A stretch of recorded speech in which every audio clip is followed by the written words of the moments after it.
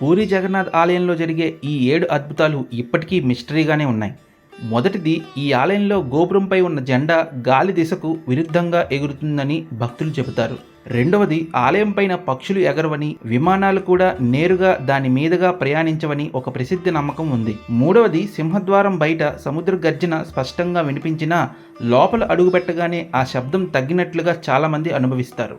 నాలుగవది, ఆలయంలో మహాప్రసాదం వండేటప్పుడు పాత్రలను ఒకదానిపై ఒకటి పేర్చినా పై పాత్ర ముందుగా ఉడుకుతుందని స్థానిక సాంప్రదాయం చెబుతోంది. ఐదవది, లక్షలాది మంది భక్తులు వచ్చినా మహాప్రసాదం ఎప్పుడూ సరిపోతుందని విశ్వసిస్తారు. ఆరవది, ప్రతి 12 లేదా 19 సంవత్సరాలకు జరిగే నవకళేబరంలో కొత్త విగ్రహాల తయారీ అత్యంత రహస్యంగా జరుగుతుంది. ఏడవది, జగన్నాథ స్వామివారి రథయాత్రలో రథాన్ని లాగడం మహాపుణ్యంగా భావిస్తారు. లక్షలాది మంది భక్తులు ఈ సేవ కోసం ఎదురు చూస్తారు.